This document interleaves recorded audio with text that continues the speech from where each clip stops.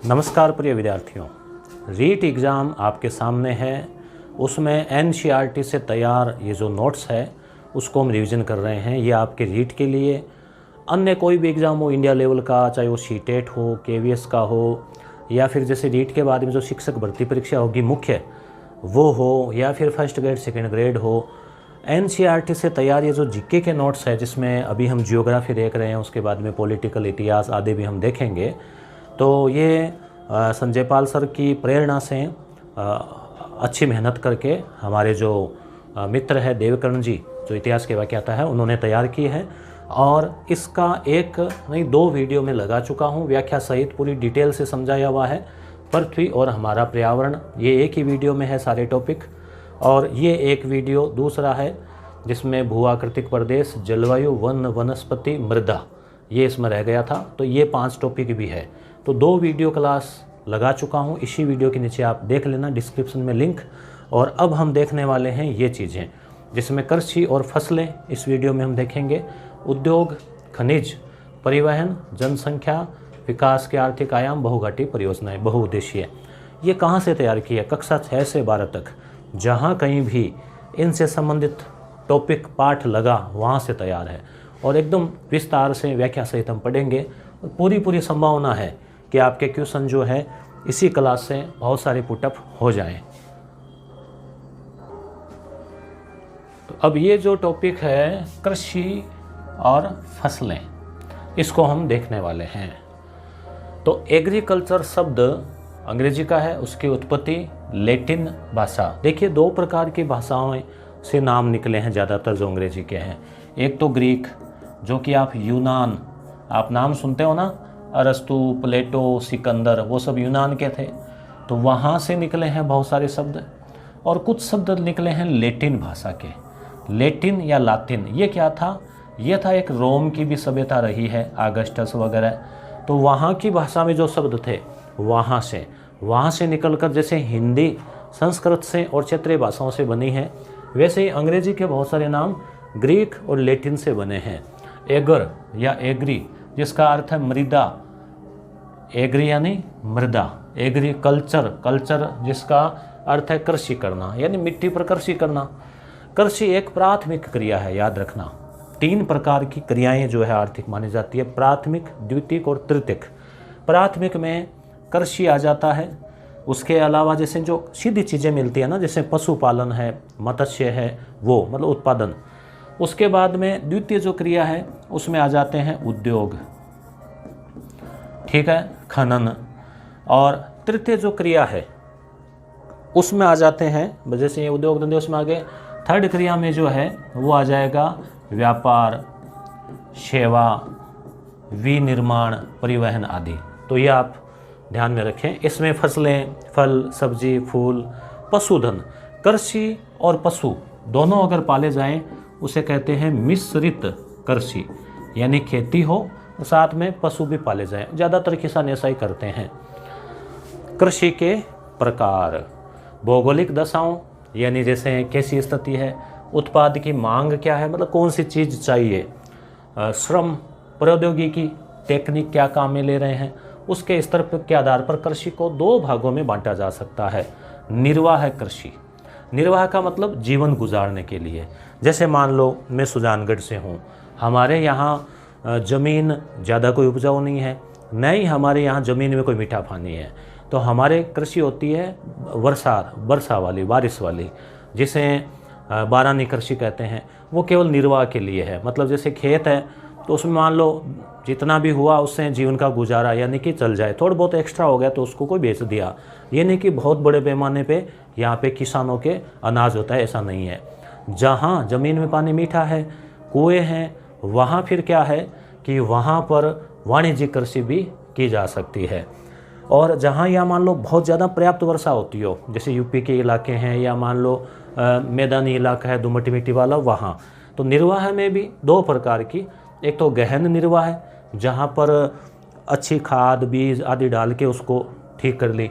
और एक आदिम निर्वाह है, यानी जो पुराने ज़माने से चली आ रही है, वो ये आदिवासी भी करते हैं। जैसे वो जो फसलों को काट के वालरा वगैरह करते हैं ना, वो वाणिज्यिक खेती, वाणिज्य का मतलब बिजनेस के लिए, कॉमर्शियल, जिसमें अनाज उगाते हैं, मान लो सरसों, गेहूँ, चावल, कपास, गन्ना बड़े पैमाने पर, और उसको बेचते हैं।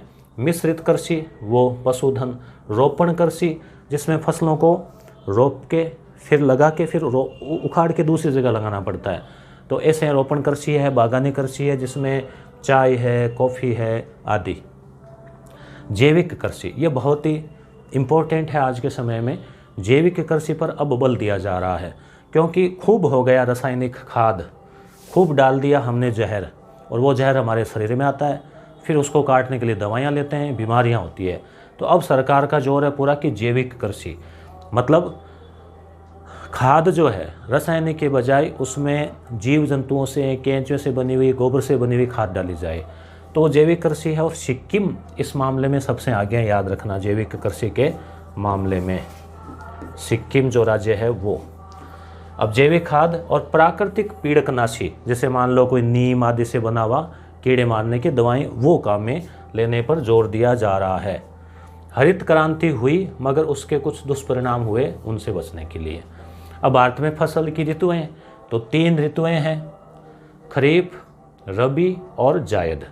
खरीफ है ना, इसमें 3 अक्षर है, तो इसको देखो आप, ट्रिक से 2-3 फसलें।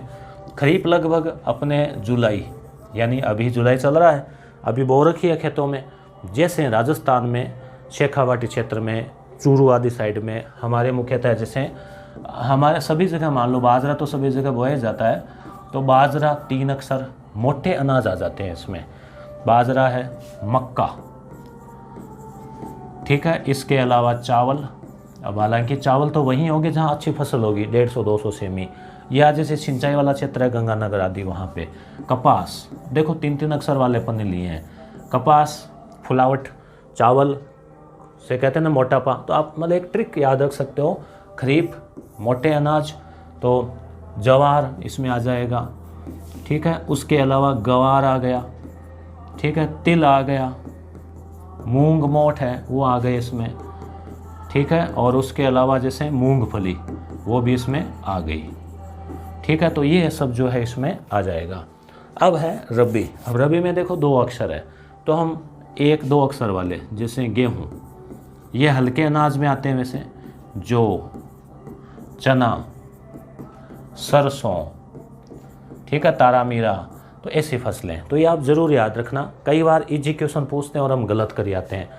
इसमें देखो चावल, एक गन्ना भी याद रखना। गन्ना क्या है, साल भर इसको काटा जाता है मगर खरीफ में बोया जाता है। तो चावल, गन्ना, कपास, मूंगफली, बाजरा, ये खरीफ की, ये रबी की।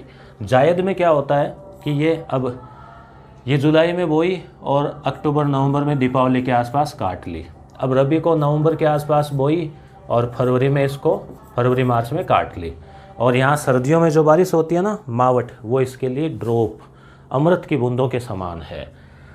हाँ, इसमें जीरा भी आ जाता है, जीरा आ जाएगा, ठीक है। तो अब जायद जो है वो लगभग मार्च अप्रैल में बोते हैं और मई जून में काट लेते हैं। इसमें सब्जियां, काकड़ी, तरबूज, खरबूज वो आते हैं, ठीक है। खरीफ की फसलें अधिकतर दक्षिणी पश्चिमी मानसून। दक्षिणी पश्चिमी मानसून कौन सा है, जो भारत के दक्षिण और पश्चिम से यानी हिंद महासागर से आता है, जो भी आया हुआ है उसमें बोई जाती है। और उष्ण कटिबंधीय यानी गर्म इलाके की फसलें, जैसे मान लो बाजरा है, ये गर्म सहन कर लेती है, 35 डिग्री 40 डिग्री, कोई दिक्कत नहीं, कम में तो होती नहीं है फिर ये। तो चावल, कपास, जूट भी याद रखना, ज्वार, बाजरा, अरहर आदि। रबी अक्टूबर नवंबर, शरद ऋतु मार्च अप्रैल, कम तापमान, शीतोष्ण उपोष्ण कटिबंध, मतलब कम गर्म है तो भी और थोड़ा ठंडा है तो भी गेहूं जो है वो, तभी तो यूरोप आदि में गेहूं भी बोते हैं। फसलें गेहूं, चना, सरसों, ठीक है। बाकी मैंने ऊपर लिख दी है फसलें। अब आप कहेंगे ये PDF, तो यस गुरु एप्लीकेशन है हमारा, उसमें बहुत सारे टेस्ट सीरीज है, बहुत सारे फ्री मॉक टेस्ट भी है, उसमें कुछ बहुत ही कम शुल्क पे कोर्सेज भी है। जैसे एक चिराग नाम का कोर्स है जिसको 95 में अवेलेबल है यस गुरु के ऊपर, वहाँ पर आपको ये जो PDF है ये मिल जाएगी, जिसमें केवल यही नहीं, NCERT के ऑब्जेक्टिव क्वेश्चन, व्याख्या सहित क्वेश्चन, रीट में अब तक आए हुए सारे, जैसे सामाजिक के, हिंदी के, संस्कृत के आदि के क्वेश्चन, शिक्षण विधियों के क्वेश्चन, बहुत सारे जो क्वेश्चन है आपको 5-6 हज़ार के आसपास अगर सबको मिलाएं तो हो जाते हैं, तो वो अवेलेबल है आपके वहाँ पे। कई ई बुक्स भी है, तो आप एक बार यस गुरु को विजिट जरूर करना, आप लिंक डिस्क्रिप्शन में है। जायद ग्रीष्म काल में, अल्पकाल में, रबी की कटाई के बाद में, तरबूज, खीरा, ककड़ी, सब्जियां और चारा। चारे में देखो एक नाम याद रखना, रिजका। रिजका क्या है? चारे का ही नाम है। जैसे अलग से इसको छिड़क देते हैं ताकि पशुओं के लिए जो है वो इसमें हो जाए। पृथक फसल ऋतुएं देश के दक्षिण भागों में नहीं पाई जाती। तो अपने मुख्यतः 3 ही। अब है खाद्यान्न, खाद्य यानी खाने वाला अन्न। तो जैसे मान लो अब कपास है तो कोई खाद्यान्न नहीं है, बाजरा है, गेहूं है, ये खाद्यान्न है। ठीक है, तो देश के समस्त बोए गए क्षेत्र के 2/3 भाग पर खाद्यान्न उगाते हैं। अनाज के आधार पर खाद्यान्न में भी 2 भाग है, एक तो अनाज और एक दाल, क्यों दाल भी खाते ही हैं और अनाज में भी गिनी जाती है, मगर दाल का एक अलग महत्व है। दाल की रोटी कम बनेगी, रोटी नहीं बनेगी, अनाज की रोटी बनेगी। दाल से सब्जी के रूप में काम मिलेंगे, अन्य चीज़ों में काम मिलेंगे। अनाज 54% भाग पर अनाज बोया जाता है। ये परसेंटेज आपको ज़्यादा याद मत रखना। विश्व का लगभग 11% अनाज उत्पन्न करके अमेरिका और चीन के बाद तीसरे स्थान पर है भारत, अमेरिका और चीन के बाद। अब देखो चावल, चावल ज़्यादातर प्रमुख भोजन है, सबसे ज़्यादा चावल ही उगाया जाता है, आप ध्यान रखना। और मुख्यतः सबसे ज़्यादा कहाँ होता है ये? पश्चिमी बंगाल में। और विश्व की बात करें तो सबसे ज़्यादा चावल कहाँ पर है? चीन में, और फिर दूसरा स्थान भारत का। उष्ण, गर्म और आर्द्र। आर्द्र का मतलब अच्छी वर्षा, कम से कम 200 सेमी, 150 सेमी, तो ज़मीन एकदम तर गिल्ली गच रहनी चाहिए।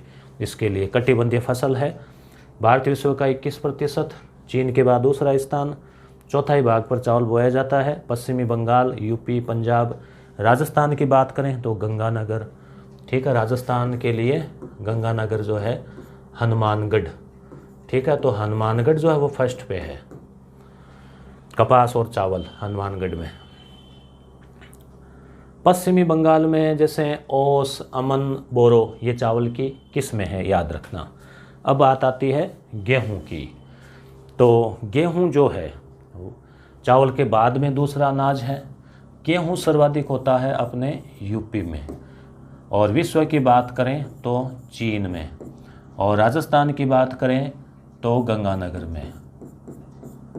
ठीक है, भारत विश्व का 12.3% शीतोष्ण कटिबंधीय है वैसे, हालांकि उष्ण में भी हो जाती है, ऐसा नहीं है, उपोष्ण में भी हो जाती है।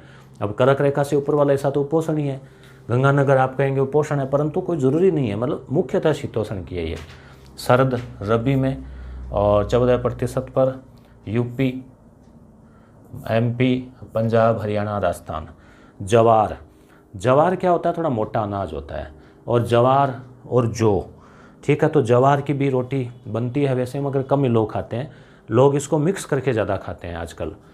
तो ये भी है इसमें, ये प्रतिशत वाला आप ज़्यादा इतना याद नहीं रहेगा।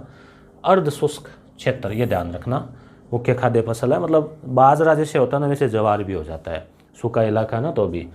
अकेला महाराष्ट्र, बस ये याद रखना आप, जवार कहाँ पे? महाराष्ट्र आप याद रखना, कर्नाटक, एमपी, यानी दक्षिणी भारत। खरीफ और रबी दोनों में, भारत में खरीफ में हमने पढ़ा था ना, बाजरा, जवार, कपास, चावल, 3-3 अक्षर। अब देखो बाजरा, बाजरा अपने वैसे राजस्थान है इसमें फर्स्ट है, फिर कुछ गुजरात में भी होता है। राजस्थान में जैसे बाड़मेर है वो प्रथम स्थान पे है, और विश्व में अपने भारत जो है वो प्रथम स्थान पे है। तो गर्म है और शुष्क जलवायु।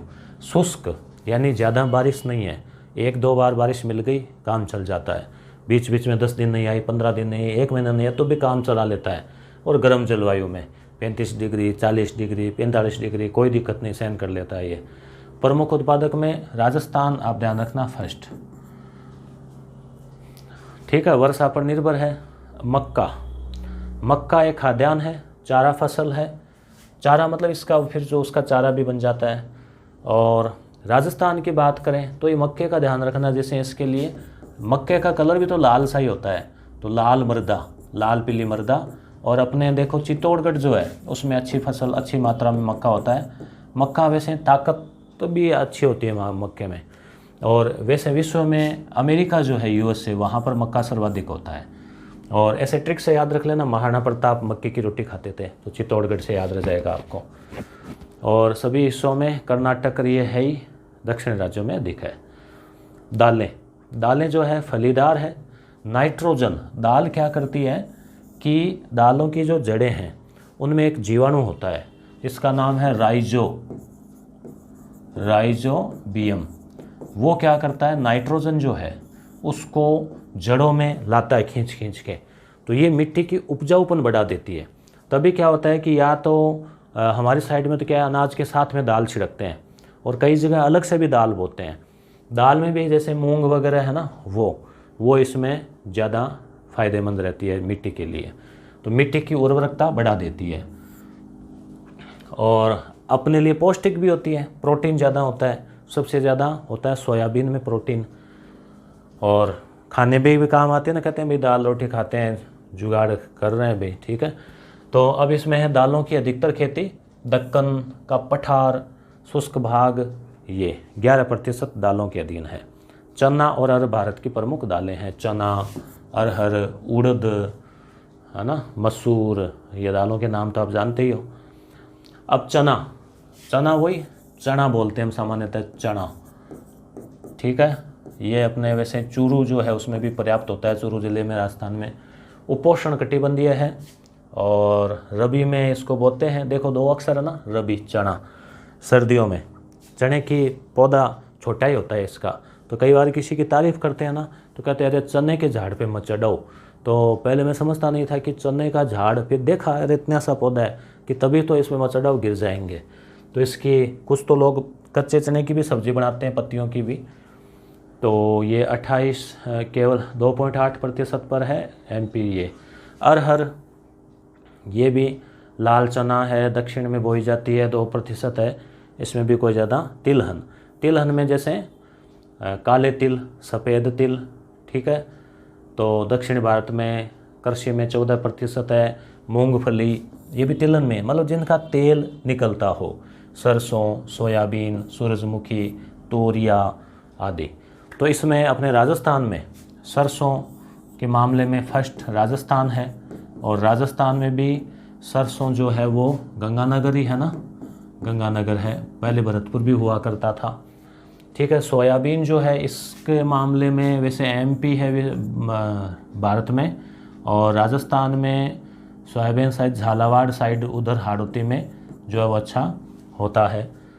और मूंगफली जो है वो वैसे राजकोट, गुजरात जो है वहाँ पर होती है ज़्यादा, और अपने राजस्थान का राजकोट जो है वो बीकानेर में होती होगी मूंगफली। भारत विश्व की 16%, और राजस्थान में मूंगफली भी बड़ी मात्रा में होती है। किसानों की आय का एक बड़ा स्रोत जो है वो बनता जा रहा है, हालांकि कई समस्याएं भी आती है इसमें। अब तोरी है, सरसों है, उष्णकटिबंधीय है, रबी में बोई जाती है। सोयाबीन MP में है ज़्यादा, और सबसे ज़्यादा प्रोटीन इसी में होता है, 42 या इतना कुछ है, ठीक है। सूरजमुखी, तो यहाँ से कोई क्वेश्चन कोई खास बनने की संभावना नहीं है, तो इसलिए हम इसको देख रहे हैं। आपको पढ़ना हो तो वीडियो को पॉज करके पढ़ लेना, या फिर PDF से देख लेना। अब रेशेदार फसलें, रेशेदार मतलब उनमें धागे से होते हैं, रेशे मतलब धागे, ठीक है। तो जैसे कपास, जिससे कि वस्त्र बनते हैं, और जूट का धागा थोड़ा मोटा होता है, इसलिए उसे चटाई, बोरी वगैरह आते हैं ना, जो धान डालते हैं उसमें, सूतली आती है, आपने देखी होगी, वो इससे बनती है।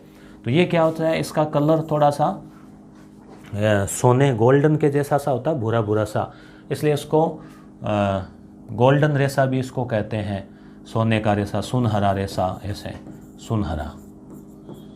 कपास देखो होता है सफ़ेद, मगर इसके लिए मिट्टी जो है कैसी चाहिए, काली मिट्टी में ज़्यादा होता है। कपास उष्णकटिबंधीय है, अर्धशुष्क भागों में है, छोटे रेशे वाली है। देखो छोटे रेशे वाली भारतीय, लंबे रेशे वाली अमेरिकन कपास, 2 प्रकार का है। राजस्थान में ये हनुमानगढ़ में भी अच्छी मात्रा में जो है ये होता है, हनुमानगढ़, गंगानगर, और दक्षिणी राजस्थान में भी होता है, काली मिट्टी हाड़ौती क्षेत्र में, महाराष्ट्र में होता है, गुजरात में होता है। और भारत का जो अहमदाबाद है उसको क्या बोलते हैं, अहमदाबाद का भी कुछ नाम है ना उसको, जैसे भीलवाड़ा है मैनचेस्टर, वैसे अहमदाबाद मैनचेस्टर है ना भारत का। तो अमेरिकन कपास को नरमा कहा जाता है, नरमा, ये याद रख लेना आप, थोड़ी नरम होती है। चीन कपास में पहले पे है, भारत दूसरे पे। देखो चावल में, गेहूं में, कपास में आदि में चीन पहले, भारत दूसरे पे, क्योंकि वहाँ आबादी में भी वो ज़्यादा 1 नंबर पे और हम 2 पे हैं उस हिसाब से। अग्रणी में गुजरात, महाराष्ट्र ये आ गया। जूट, मोटे वस्त्र, थैले, बोरे। अब देखो प्लास्टिक बंद हो गई है ना, तो जूट की चीज़ें भी थोड़ी ज़्यादा बढ़ेगी। और ये जैसे पश्चिमी बंगाल जो है, वहाँ पर जो हमने पढ़ा था ना जियोग्राफी में, नदियों वाला इलाका, वहाँ पर गंगा के आसपास, दामोदर, तो वहाँ ज़्यादा। और व्यापारिक फसल है, कई बार आप ध्यान रखना, व्यापारिक, व्यावसायिक, वाणिज्यिक एक ही बात है, यानी जिनका उत्पादन खाने के लिए नहीं होता, बेचने के लिए होता है और सीधा व्यापारी होता है उनका। तो ये जैसे अब खाद्यान्न है, दलहन है, तिलहन है और वाणिज्यिक फसलें हैं, रोपण फसलें हैं, बागानी फसलें हैं, ये चीज़ें आप थोड़े ध्यान रखना। मिश्रित कृषि, भारत विश्व का 60%, ये याद रखना। जूट के मामले में जो है बांग्लादेश है वैसे तो आगे, परंतु भारत भी है उसमें, भारत में पश्चिमी बंगाल है। प्रमुख उत्पादक राज्य पश्चिमी बंगाल और बिहार, असम। अन्य फसलें गन्ना, चाय, कॉफ़ी। गन्ना उष्णकटिबंधीय है, अभी आपने खूब जूस पिया होगा, अब तो थोड़ा सा टाइम हो गया, पहले अप्रैल, मई, जून यहाँ अच्छा इसका जूस की डिमांड रहती है। तो ये इसको बोते हैं लगभग जून जुलाई में, और ये साल भर ये चलती है फसल, फिर इसकी कटाई होती है। और ब्राज़ील के बाद दूसरा गन्ने के मामले में ब्राज़ील, कॉफ़ी में भी ब्राज़ील, चॉकलेट वगैरह, कॉफ़ी, कोको, गन्ना। और सस्य क्षेत्र, सस्य का मतलब क्या होता है? कृषि होता है। आप सस्य नाम आ जाए ना तो आप ये मत सोचना कि ये क्या आ गया, तो ये कृषि, एग्रीकल्चर, गन्ने की कृषि की जाती है। यूपी, देखो यूपी गन्ने के मामले में, यूपी है ना, इसमें गन्ना सर्वाधिक है। उसके अलावा एक चीज़ अभी और देखी थी ना हमने, गेहूँ, वो है, वो सबसे ज़्यादा है। देखो यहाँ आबादी भी तो ज़्यादा है, और नदियाँ हैं, दोमट मिट्टी है। इसके अलावा जैसे दुग्ध है, दूध, उसमें भी यूपी फर्स्ट है। चाय, उष्ण, गर्म और आर्द्र, यानी ज़्यादा वर्षा वाला इलाका, वो वाला चाहिए, और उपोष्ण चाहिए। चाय जो है वो असम की ब्रह्मपुत्र घाटी में प्रारंभ हुई 1840 में, और विश्व में 1 नंबर पे, चीन के बाद दूसरा बड़ा निर्यातक, उत्पादक, चाय का अग्रणी उत्पादक है भारत, और निर्यातक जो है वो यानी भेजता भी है चाय विदेशों में, तो चीन के बाद दूसरे नंबर पे है, क्योंकि फिर अपने यहाँ भी तो लोग पी जाते हैं ना, छोड़ते नहीं हैं। प्रमुख उत्पादक असम, ठीक है, ये याद रखना, पश्चिमी बंगाल। तो असम जो है वो सबसे ज़्यादा। पश्चिमी बंगाल में एक जगह है दार्जिलिंग, वहाँ की भी चाय जो है वो प्रसिद्ध है, ये भी आप ध्यान रखना। और कॉफ़ी उष्णकटिबंधीय पौधा है, और उसकी 3 किस्में हैं, अरेबिका, रोबेस्टा और लिबेरिका, ये भी याद रखना। और कहाँ पर? कर्नाटक में इसका पहला पौधा लगाया गया था। ऐसे कहते हैं कि बाबा बुदन की जो पहाड़ियाँ हैं कर्नाटक में, वहाँ पर। और कर्नाटक कॉफ़ी के मामले में फर्स्ट स्थान पर है। तो कर्नाटक कॉफ़ी पीते ही मूड हो जाता है एकदम टकाटक, कर्नाटक टकाटक, ऐसे आप याद रख लेना। भारत अधिकतर उत्तम किस्म की रोबेस्टा कॉफ़ी होती है भारत में, 7वां स्थान है। कर्नाटक सबसे ज़्यादा है 1 नंबर पे, ठीक है। ये चीज़ें आपको याद रखनी है। देखो 120 पेज हुए हैं, 137 पेज है कुल, अभी 17 पेज हमें और पढ़ने हैं। और उसके अलावा 120 से पहले क्या था?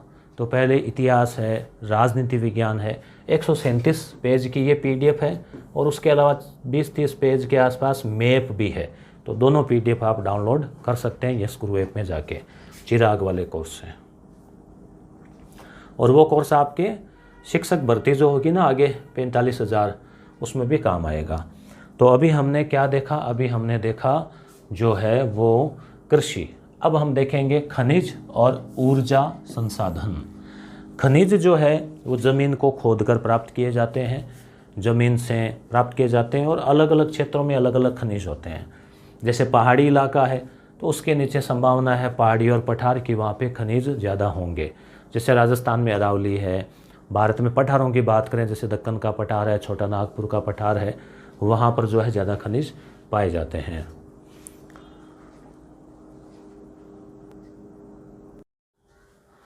तो इसमें खनिज का जो प्रश्न है दोस्तों, वो या तो ये पूछा जा सकता है कि कौन सी खान, जैसे मान लो कुद्रेमुख दे दिया, बेलाडीला का पूछ लिया, और किस खनिज से संबंधित है, या फिर खान का नाम और राज्य का नाम। तो ये जो दो चीज़ें हैं, यहाँ से लेकर जो क्वेश्चन है वो अक्सर पूछ लिया जाता है। जैसे एक सिंपल सा क्वेश्चन मैं आपसे पूछ लूँ, छोटा नागपुर का पठार खनिज के लिए जाना जाता है, कौन से राज्य में है, कमेंट कीजिए, छत्तीसगढ़ या झारखंड, दो में से आप कमेंट करो।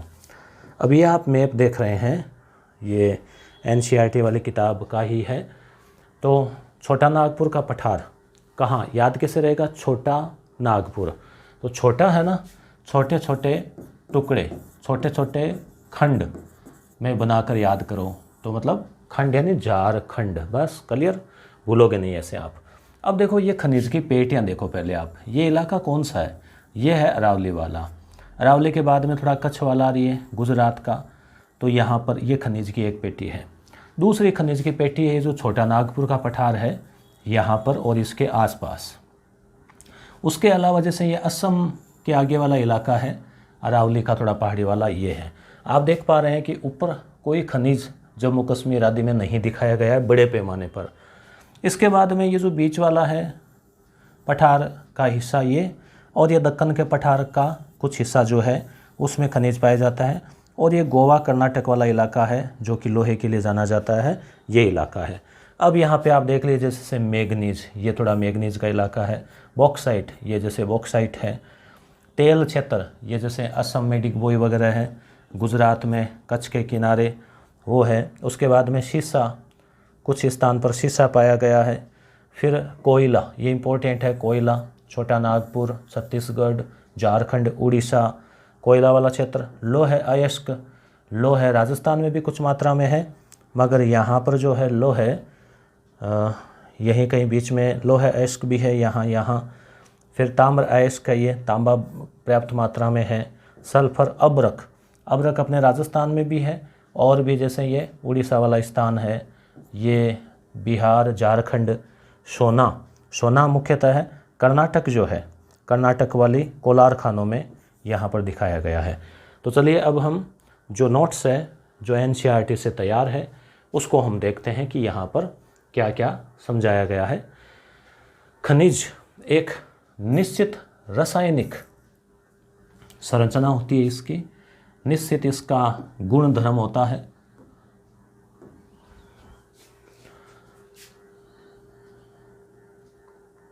खनिज एक निश्चित रासायनिक और भौतिक गुण धर्मों के साथ कार्बनिक और अकार्बनिक, कार्बनिक का मतलब जिसमें कार्बन की मात्रा पाई जाए, जैसे कोयला है, और कोयले के अलावा कोयले से उत्पन्न अन्य चीज़ें, और अकार्बनिक जैसे लोहा या फिर अन्य धातुएं। रासायनिक और भौतिक गुणधर्मों के आधार पर खनिजों को दो प्रमुख भागों में बांटा गया है, एक तो धात्विक और एक अधात्विक। ये आप जानते हैं, धात्विक मतलब जिसमें धातु की मात्रा हो। जैसे धातु की खास बात क्या होती है, गिरते हैं तो टन या खन की आवाज़ आती है, ठीक है, तन्यता होती है, इसको पीटेंगे तो ये टूटेगी नहीं। धातु को पीटते हैं तो टूटती नहीं है, पत्थर को पीटेंगे तो दो टुकड़े हो जाएंगे। धातु का आपने देखा है कि दो टुकड़े हो गए कभी, वो तोड़े वो अलग बात है, बाकी पीटेंगे तो तन्यता होती है इसमें। जैसे जैसे इसका मतलब तार बनाया जा सकता है, आघात वर्ध्यता होती है, मतलब इस पर आघात करेंगे, चोट मारेंगे तो ये बढ़ेगी, फैलेगी। ये धातु के कुछ गुण होते हैं। अधात्विक, जिनमें धातु की मात्रा नहीं है। अब धातु वाले में भी दो प्रकार की धातुएं हैं, एक तो लोहे वाली धातुएं जिसमें लोह तत्व होता है, उसमें एक तो खुद लोहा, उसके अलावा निकिल है, कोबाल्ट है, और मैग्नीज है, और अलोह है। अलोह का मतलब धातु तो है मगर लोहा नहीं है, यानी कि अन्य धातु जैसे सोना, चांदी, शीशा, एल्यूमिनियम आदि जो है ना, वो आगे अलोह है। अब है अधात्विक, धातु में दो हो गए, लोह और अलोह है। अब अधात्विक में भी दो है, एक तो कार्बनिक उत्पत्ति वाले और एक बिना कार्बनिक यानी अकार्बनिक। अब जैसे लोहा है तो इसमें ये उदाहरण हो गया, अलोह में तांबा बॉक्साइट हो गया, मैंने दे दिया पहले। कार्बनिक उत्पत्ति के आधार पर जीवाश्म, जैसे कार्बन वाले। जीवाश्म का मतलब क्या होता है, जीवों के अवशेषों से तैयार, यानी जैसे कोयला है, पेट्रोल है, डीजल है, ये कहाँ से आया, इस पृथ्वी पर लाखों वर्षों की प्रक्रिया में जो जीव जंतु आए, जो पेड़ पौधे आए, मछलियाँ हैं, जीवों के अवशेष है वो पृथ्वी में दब गए पड़े रहे लाखों वर्ष नीचे, तो उनका कार्बन बन गया और फिर कार्बन और अन्य मात्राओं के साथ अन्य प्रक्रियाओं से उसका कोयला, उसी से पेट्रोल, डीजल उसका बन गया। तो वो जीवाश्म ईंधन कहलाता है। कोयला, पेट्रोल, फिर गैस, अन्य चीज़ें। अकार्बनिक उत्पत्ति में जैसे अभ्रक, चूना पत्थर, ग्रेफाइट, ये कोई जीवों के अवशेष नहीं है, ये अकार्बनिक है, इनमें कार्बन की मात्रा नहीं होती। ये पत्थर है, चट्टानें हैं, पृथ्वी की प्रक्रिया से बनी है, जीवाश्म नहीं है, जीवों के अवशेष से तैयार नहीं हुआ है। भारत में खनिज मुख्यतः 3 विस्तृत पेटियों में है, जिसमें हमने अभी देखा मानचित्र में उत्तर पूर्वी पठारी प्रदेश, उत्तर पूर्वी यानी कि जिसके अंतर्गत छोटा नागपुर, झारखंड का पठार, ओडिशा का पठार, पश्चिमी बंगाल और छत्तीसगढ़। तो मुख्यतः देखो छत्तीसगढ़, झारखंड, उड़ीसा ये खनिज के लिए प्रसिद्ध है। और भारत में सबसे ज़्यादा खनिज के भंडार झारखंड में है, सबसे ज़्यादा भंडार, जबकि राजस्थान में सबसे ज़्यादा वैरायटी है, विविधता वाले खनिज। तो खनिजों का अजायब घर राजस्थान को कहते हैं। दक्षिणी पश्चिमी पठारी प्रदेश, दक्षिणी पश्चिमी पठारी प्रदेश, जिसमें पश्चिम की तरफ आ गए ना कर्नाटक, गोवा हमने देखा ना, उसके अलावा थोड़ा सा तमिलनाडु और केरल। उत्तर पश्चिमी की बात करें, जैसे भारत का मैप थोड़ा बना ही देते हैं ना आपके सुविधा रहे, ठीक है।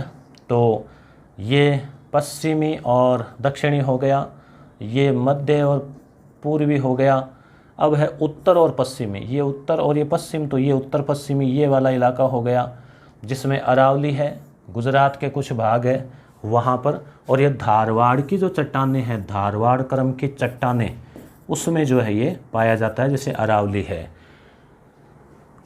अब आ जाते हैं हम खनिजों का विस्तार से अध्ययन करते हैं, जैसे धात्विक खनिज। तो धात्विक में 2 हो गए, एक तो लोहे वाली धातुएं और एक वो जिनमें लोहा नहीं है, यानी सोना चांदी। तो लोह है और अलोह है। तो पहले लोहा देख लेते हैं। लोहा भारत में, एशिया में भारत में विशाल भंडार है। 2 प्रकार का लोहा भारत में पाया जाता है, ये इम्पोर्टेंट है, एक तो हेमेटाइट और एक मैग्नेटाइट। उसके अलावा 2 प्रकार और होते हैं लोहे के, लिमोनाइट और एक होता है साइडेराइट। तो मेहेलिसा, ये ट्रिक है इसकी, मेहेलिसा या हेमेलिसा यानी हेमेटाइट, मैग्नेटाइट, लिमोनाइट और साइडेराइट। तो भारत में मेहे, ठीक है, या हेमे या HM, कुछ भी आप याद रख लो, प्रकार का लोहा पाया जाता है। कोयले के भी 4 प्रकार होते हैं, A, B, Li, P, trick आपको बताई हुई है।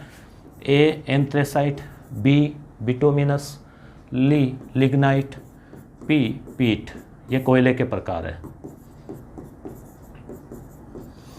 ठीक है। भारत में ये हो गया लोह अयस्क की खदानें देश के उत्तर पूर्वी पठारी प्रदेश में कोयला क्षेत्रों में, वही झारखंड, छत्तीसगढ़, उड़ीसा, छोटा नागपुर। लोह अयस्क के कुल भंडारों में 95% अपने कहाँ है, ओडिशा, झारखंड, छत्तीसगढ़, ठीक है। उसके अलावा कर्नाटक, गोवा, कुछ मात्रा में आंध्र प्रदेश और तमिलनाडु।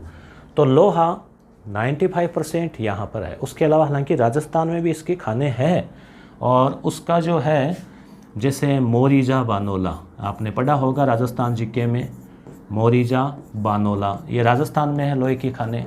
एक है नीमला रायशेला, एक है नाथरा की पोल। इसकी एक ट्रिक भी बना रखी है मैंने, बहुत शानदार, आप हंसेंगे। नीमनाथ ने लोहे के मोजे पहने, मोरीजा।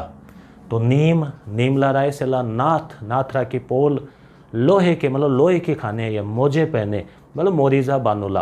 तो ये राजस्थान के खाने हैं, प्रश्न आ सकता है परीक्षा में। लोह अयस्क की खदानें देश के उत्तर पूर्वी पठारी क्षेत्र में है, ये वापस रिपीट हुआ है। ओडिशा की महत्वपूर्ण खदानें, अब देखो यहाँ से प्रश्न आ सकता है कि जैसे बादाम पहाड़ कहाँ पर है, इम्पोर्टेंट है ये, तो ये उड़ीसा में है। देखो एक तो राउरकेला, ट्रिक आप याद रखना, राउरकेला कहाँ है, उड़ीसा में है। तो इसकी मैंने ट्रिक बताई थी कि केला खाने के बाद में व्यक्ति की ताकत आ जाती है, हल्का हल्का महसूस करता है और वो उड़ने लगता है।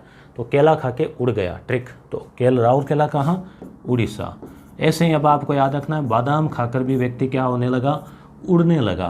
तो ये ट्रिक है याद रखने के लिए। तो बादाम पहाड़ आप ज़रूर याद रखना, किसके लिए? लोहे की खान है, उड़ीसा में है, ठीक है। उसके अलावा जैसे गुरु सुलाए, जैसे गुरु ने बादाम खा के और शिष्य को सुला दिया और शिष्य नींद में उड़ने लगा। तो इससे क्या हुआ? मतलब शिष्य जो है ना, अब बादाम में आयरन होता है, लोहा होता है, तो ऐसे आप ट्रिक से इनको याद रखोगे ना तो याद रहने लग जाएगी। झारखंड में भी जैसे नोआ मंडी, ठीक है, नोआ मंडी ये झारखंड में है लोहे की खान। कर्नाटक में लोहे की खान जैसे बेल्लारी, पूछा जाता है प्रश्न। बाबा बुदन, कुद्रेमुख इंपॉर्टेंट है, याद रखना। तो कुद्रेमुख कर्नाटक, देखो मुख जो है ना, मुख वो कॉफ़ी पीते टकाटक हो जाता है। तो जैसे कॉफ़ी भी कर्नाटक में है, कुद्रेमुख लोहे की खान है वो भी कर्नाटक में है, ठीक है। तो आप ट्रिक से याद रखना कुछ। महाराष्ट्र में भी है जैसे रत्नागिरी जिला, तो पूछा जा सकता है ये लोहे की खान के रूप में। तेलंगाना में भी है करीमनगर, देखो तेल है, क्रीम है, ऐसे ट्रिक से आप जोड़ के याद रख सकते हो चीज़ों को। तो ये लोहे की खान है। आंध्र प्रदेश में भी है कुरुनूल, याद रखना। तमिलनाडु में है सेलम। यानी एक एक आप याद रख लोगे ना जो पूछे जा रहे हैं, मैं आपको इसीलिए टिक लगा रहा हूँ। जो टिक लगा रहा हूँ वो ज़्यादा इंपॉर्टेंट है। दोनों तीनों नहीं याद रहे तो टिक वाले ज़रूर याद रखना। अब लोहा हो गया। लोहे के जैसी धातु है मैग्नीज।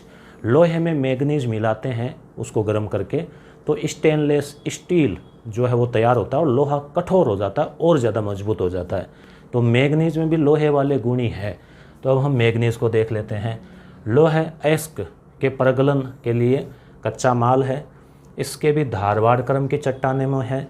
ओडिशा मैग्नीज में अग्रणी राज्य है, यह याद रखना। ओडिशा मैग्नीज। मैगजीन अलग है, जैसे अजमेर में ना मैगजीन का दुर्ग भी कहते हैं उस दुर्ग को, तारागढ़ को नहीं, कौन सा है वो, तो वो मैगजीन अलग, मैग्नीज अलग धातु है। ओडिशा की प्रमुख खदानें केंदुझर, कालाहांडी, ये दो आप ज़रूर याद रखना। ये ऐसे क्वेश्चन है जो हम कहीं ना कहीं एग्जाम्स में हम देखते रहते हैं। तो केंदुझर, कालाहांडी ये मैग्नीज की खाने हैं, लोहे की नहीं है, मैग्नीज की, ध्यान रखना। अब मिक्स होना लगेगा आपके धीरे धीरे कि पहले लोहे वाली चलो याद होगी, अब मैग्नीज वाली मिक्स नहीं हो जाए कहीं। कर्नाटक धारवाड़, बेल्लारी, बेलगावी, उत्तरी कन्नड़ा चिकमंगलूर, ठीक है, धारवाड़ क्रम, चित्रदुर्ग, तो ये आपको याद रखना है। महाराष्ट्र में जैसे नागपुर है, रत्नागिरी है, वहाँ लोहा भी है। मध्य प्रदेश में बालाघाट है, छिंदवाड़ा है, ठीक है, झाबुआ है, ये आपको याद रखना है। तेलंगाना और गोवा झारखंड में मैग्नीज के अन्य गौण राज्य है। तो ये अपने को 3-4 खाने मैग्नीज की याद रखनी है, ठीक है। लोहे का काम हो गया। अब एलोहे। एलोहे में जैसे बॉक्साइट। बॉक्साइट जो है इसमें लोहे तत्व नहीं पाया जाता। जैसे मान लो चांदी है तो उसमें लोहा थोड़ी होता है, वैसे बॉक्साइट है यानी एल्यूमिनियम। आपने घरों में देखा होगा कुकर, जो प्रेशर कुकर है, जो सिल्वर कलर के जैसे बर्तन होते हैं, जैसे देखने में लगता है चांदी के हैं, वो एल्यूमिनियम होता है, चांदी नहीं होता। तो हालांकि स्वास्थ्य के लिए कोई ज़्यादा अच्छा नहीं माना जाता ये। तो बॉक्साइट जो है ये एल्यूमिनियम, यानी आप ध्यान रखना ये अयस्क है। एल्यूमिनियम जो धातु प्राप्त होती है उसका ये अयस्क है। अयस्क का मतलब कच्चा माल, ज़मीन से जो मिलता है उसको बॉक्साइट कहते हैं। फिर उसमें से एल्यूमिनियम जो है वो निकालते हैं। यह मुख्यतः टर्शियरी निक्षेप जो थी चट्टानें उसमें। ओडिशा मैग्नीज के साथ साथ बॉक्साइट का भी बड़ा उत्पादक है। कालाहांडी, ये ज़रूर याद रखना, कालाहांडी, ठीक है, नाम देखो कालाहांडी है ना। झारखंड में लोहार डागा में है। अब नाम लोहार है मगर मिल रहा यहाँ एलोहा है।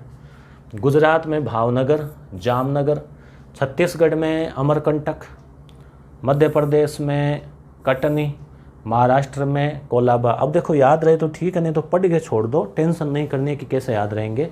एग्जाम में हो सकता है ऑप्शन आए तो आप आराम से उसको समझ लो।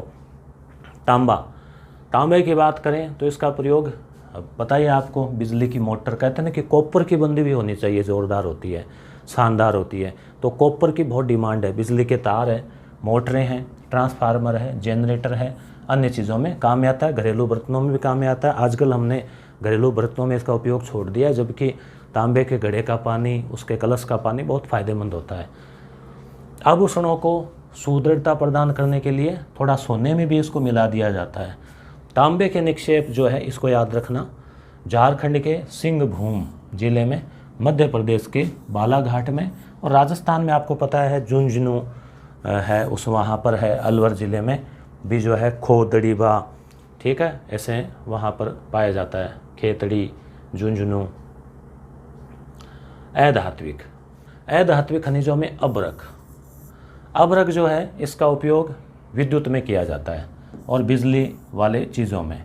अब्रक भी झारखंड में है, हजारीबाग, ये याद रखना, अब्रक हजारीबाग।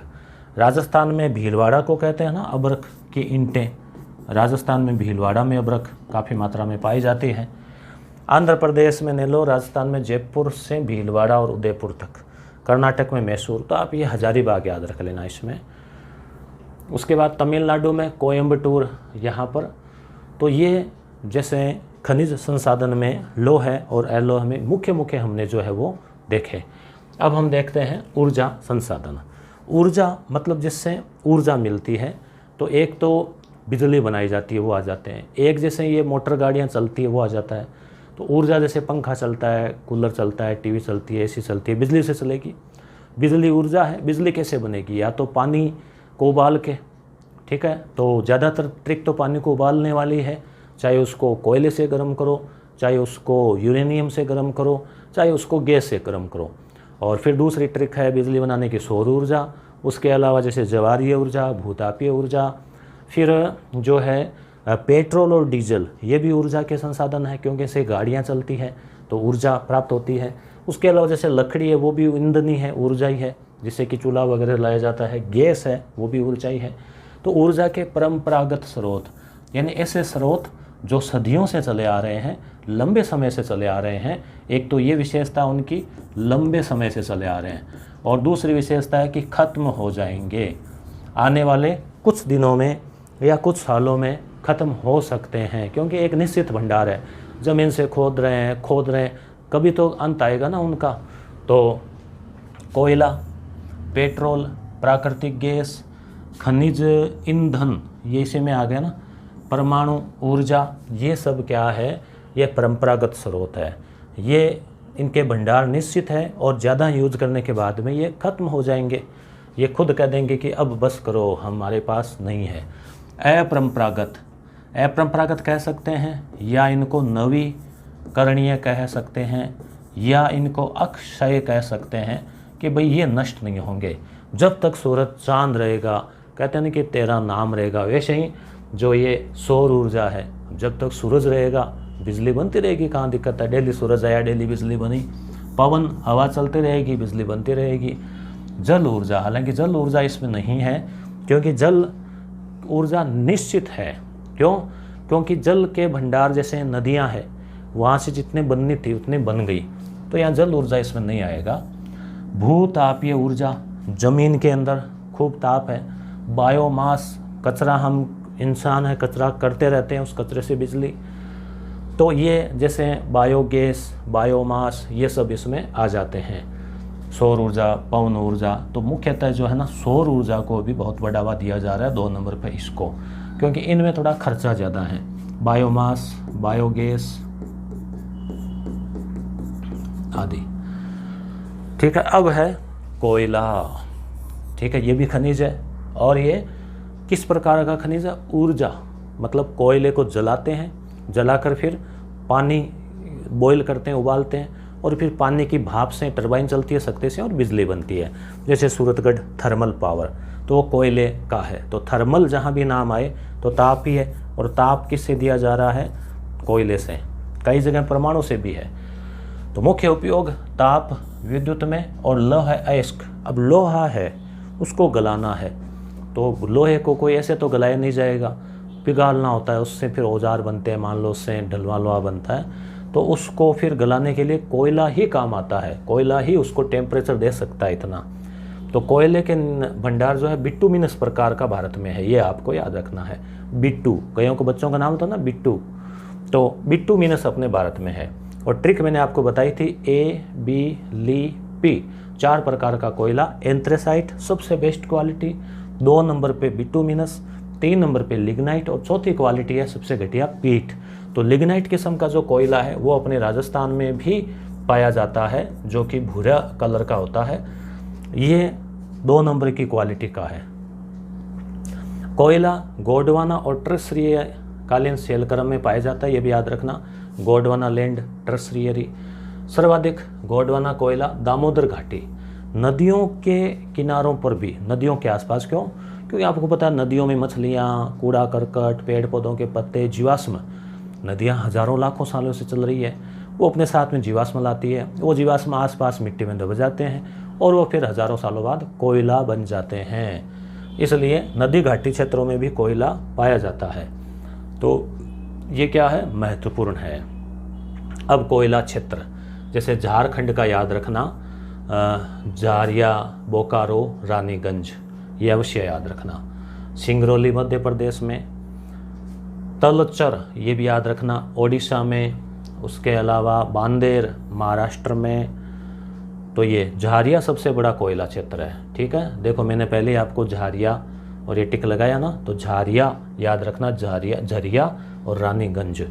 टर्शियरी कोयला असम, अरुणाचल प्रदेश, मेघालय, नागालैंड में पाया जाता है। लिग्नाइट कोयला तमिलनाडु में भी पाया जाता है। नेवेली एक कंपनी भी है, नेवेली स्थान का नाम भी है, और ये राजस्थान में भी बिजली बनाती है नेवेली लिग्नाइट कोयले से। गुजरात, जम्मू कश्मीर में भी कुछ मात्रा में है।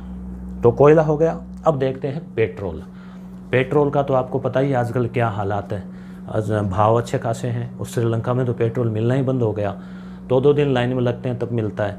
और आने वाले 5 साल बाद भारत सरकार ने कह भी दिया है कि पेट्रोल वाली गाड़ियां बंद करने वाले हैं, क्योंकि जलवायु परिवर्तन के लिए भी ये जिम्मेदार है। कार्बन उत्सर्जन कम करना है भारत को। तो ये तरल सोना है। क्यों? क्योंकि सोने की तरह ही है ना, वही महंगा है। और अपरिष्कृत पेट्रोल यानी ज़मीन से मिलता है ना, तो वो तो कीचड़ टाइप का सा मिलता है, वो अपरिष्कृत है। ये नहीं कि ज़मीन में सीधा निकाला और सीधा गाड़ी में डाला, ऐसा नहीं है। तो टर्शियरी युग की अवसादी शैलों में, शैल यानी चट्टाने, एक तो आग्नेय होती है जिसमें कुछ नहीं होता बीच में, अवसादी होती है उसमें परतें होती हैं, उनके बीच में पेट्रोल, गैसें, अन्य जो खनिज वो पाए जाते हैं। अब देखो ये याद रखना, सबसे पुराना यही है। असम में डिगबोई में सबसे पहले मिला था, नाहरकटिया मोरान। तो ये 2 याद रखना, डिगबोई और नाहरकटिया। गुजरात में अंकलेश्वर याद रखना, इम्पोर्टेंट है। महाराष्ट्र में मुंबई हाई याद रखना, 1973 में खोजा गया। मतलब समुद्र के अंदर कुएं हैं और वहाँ पेट्रोल है ना। अपन नॉर्मली सोचते हैं कि अरे ऐसा कैसा संभव है कि समुद्र के अंदर तेल कैसे निकालते होंगे ना, टेक्नोलॉजी है ये। तेल और प्राकृतिक गैस आयोग की स्थापना 1956 में हुई। Gas authority India limited GAIL की स्थापना 1984 में हुई। ये भी दोनों याद रख लेना। तो ये हुई पेट्रोल की बात। आसाम में है, गुजरात में है, मुंबई में है मुख्यतः। हालांकि इतना कुछ है, राजस्थान में भी है, राजस्थान में भी बड़ी मात्रा है। हालांकि NCERT में इसका उल्लेख नहीं हुआ। राजस्थान में बड़ी मात्रा में, बाड़मेर में इसका उत्पादन हो रहा है। तो इतना होते हुए भी अपने को मंगाना पड़ता है। सऊदी अरब से हम सबसे ज़्यादा तेल लेते हैं, उसके अलावा रूस से लेते हैं, ईरान से लेते हैं, अरब कंट्रीज से लेते हैं। नाभिकीय ऊर्जा, नाभिकीय मतलब परमाणु ऊर्जा, इसमें 2 चीज़ काम में आती है, एक तो यूरेनियम और एक थोरियम। थोरियम तो अपने भारत में है, केरल में भी है, रेत में, मोनाजाइट ऐसा कुछ नाम हो रहा है। यूरेनियम अपने को मंगाना पड़ता है बाहर से, जैसे रूस है, ऑस्ट्रेलिया है और विदेशों में है। यूरेनियम से सस्ती पड़ती है, थोरियम से महंगी पड़ती है। तो यूरेनियम से बिजली बनाई जाती है। कैसे? वही है, यूरेनियम को तोड़ा जाता है, जैसे उसके टुकड़े होते हैं, मतलब वो परमाणु किरणें विरणें पड़ती है उसमें, इलेक्ट्रॉन प्रोटॉन वगैरह, तो उससे क्या है, गर्मी निकलती है, ऊर्जा निकलेगी। और कोयले से भी गर्मी निकलेगी जलाएंगे तो कोयले को बहुत ज़्यादा जलाना पड़ता है, इसको थोड़ा सा ही तोड़ना पड़ता है। तो गर्मी से फिर पानी गर्म करते हैं, पानी से वो भगोना है बड़ा, मतलब जो उसको अलग भाषा में उसको कहेंगे बॉयलर वगैरह, उसमें पानी गर्म होगा, फिर वो उसमें से उस भाप की शक्ति से टरबाइन चलेगी और फिर बिजली जनरेटर चलेगा और बिजली बनेगी। यूरेनियम अपने देखो U मतलब यूरेनियम उदयपुर में है, अलवर झुंझुनू राजस्थान, MP वगैरह पर भी है। थोरियम केरल में है, मोनाजाइट ये नाम आ गया ना, बालू में मोनाजाइट, ये कहीं पहले पढ़ा हुआ था। थोरियम के भंडार, ठीक है। नाभिकीय ऊर्जा परियोजना ये याद रखना, तारापुर महाराष्ट्र, ठीक है। राउतबाटा ये सबसे पहली थी, ये दूसरी थी भारत की। कलपक्कम तमिलनाडु, देखो लाडू कल पकेगा, ट्रिक है ये, लाडू कल पकेगा। नरोरा उत्तर प्रदेश, ठीक है, नरोरा उत्तर प्रदेश। केगा कर्नाटक, ये याद रखना, देखो इंपॉर्टेंट है, मोस्ट इंपॉर्टेंट क्वेश्चन पूछा जाता है इनसे, फिर आप कंफ्यूज हो जाते हैं, तो इनको तो रट लेना। काकरा पार गुजरात, ठीक है। कलपक्कम, और एक और था कुडनकुलम, वो भी शायद कुडनकुलम भी है, तमिलनाडु में ही है वो, कुडनकुलम। तो ये भी परियोजना है रूस के सहयोग से। अब आ जाती है सौर ऊर्जा। सौर ऊर्जा बहुत ज़रूरी चीज़ है। आज लोग घरों में सोलर प्लेटें लगा रहे हैं, बिजली का बिल कम आ रहा है, और सरकार ने ये योजना भी कर दी है कि आप बिजली एक्स्ट्रा बनाओ तो सरकार को दे दो, बेच दो, सरकार ले लेगी उसको। और उसके अलावा राजस्थान में नई सौर ऊर्जा नीति भी लागू कर दी गई है। कब, कमेंट करें। तो सौर ऊर्जा में फोटोवोल्टाइक सेलों द्वारा, यानी वो जो प्लेट लगी होती है ना, उसको फोटोवोल्टिक सेल होते हैं, उसमें सूर्य की किरणें जो है वो ऊर्जा में परिवर्तित हो जाती है, बिजली में परिवर्तित हो जाती है।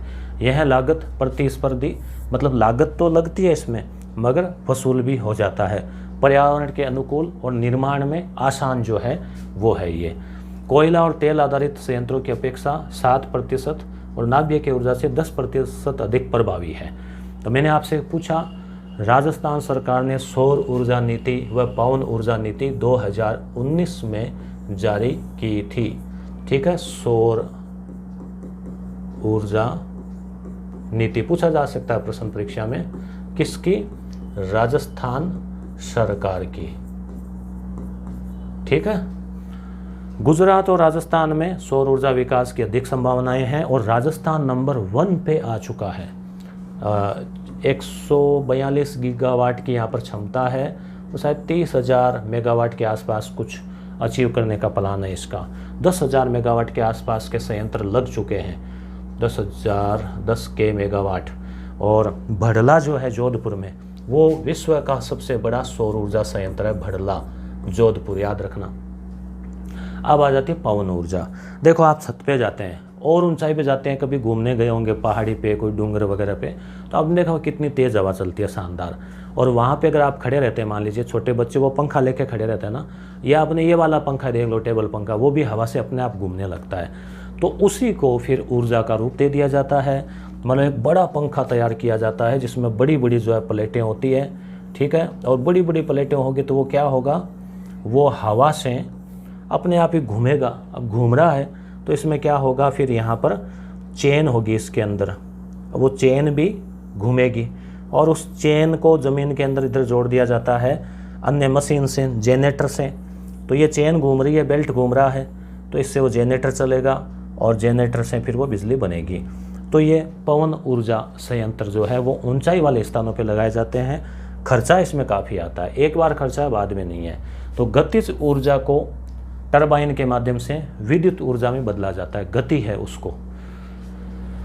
इसमें राजस्थान, गुजरात, महाराष्ट्र, कर्नाटक में अनुकूल, मतलब जहाँ हवा चलेगी वहीं ये काम किया ना। तो राजस्थान में हवा की कोई कमी नहीं है, रेगिस्तानी इलाकों में। अब है भूतापीय। भूताप का मतलब क्या हुआ, आप ज़मीन के अंदर हम जैसे जाते हैं, जैसे जैसे हम ज़मीन के अंदर जाते हैं, आपने देखा होगा कुएं का पानी गर्म होता है, ठीक है। तो ज़मीन तो अंदर से तो उबलती हुई है बहुत गहराई में, तो उबलती में नहीं जाना, थोड़ा नीचे जाते हैं, तो उसमें जो उसकी जो गर्मी है, उस गर्मी को काम में लेकर उससे बिजली बनाई जाए। तो जैसे जैसे शायद मुझे याद आ रहा है 32 मीटर नीचे जाते हैं, प्रत्येक 32 मीटर पे 1 डिग्री सेल्सियस तापमान बढ़ता जाता है। तो पृथ्वी के गर्भ से निकलने वाले मैग्मा से निर्मुक्त ऊष्मा का विद्युत ऊर्जा में रूपांतरण।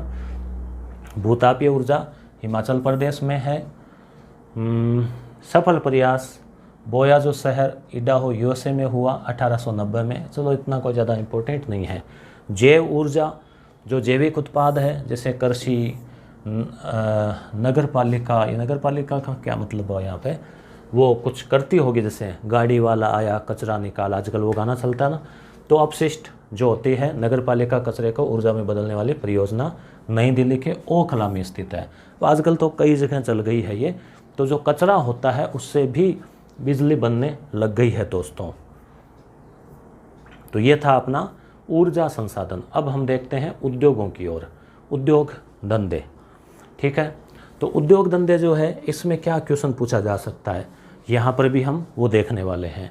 तो आकार, पूंजी, निवेश और श्रम शक्ति के आधार पर, एक तो आकार कि छोटा है कि बड़ा है, पूंजी कितनी लगाई, ठीक है, सामान क्या क्या लाए, उसके अलावा श्रम शक्ति कितने मजदूर काम कर रहे हैं, कितने लोग काम कर रहे हैं, कितनी टीम काम कर रही है, उस आधार पर 3 उद्योग होते हैं। एक तो बड़ा उद्योग वृहत, एक मीडियम और एक लघु, ठीक है, जिसमें कोई 1, 2, 5 लोग काम करते हो। स्वामित्व के आधार पर सार्वजनिक मतलब सरकारी, गवर्नमेंट का, ठीक है, पब्लिक सेक्टर भी बोलते हैं इसको, पब्लिक सेक्टर।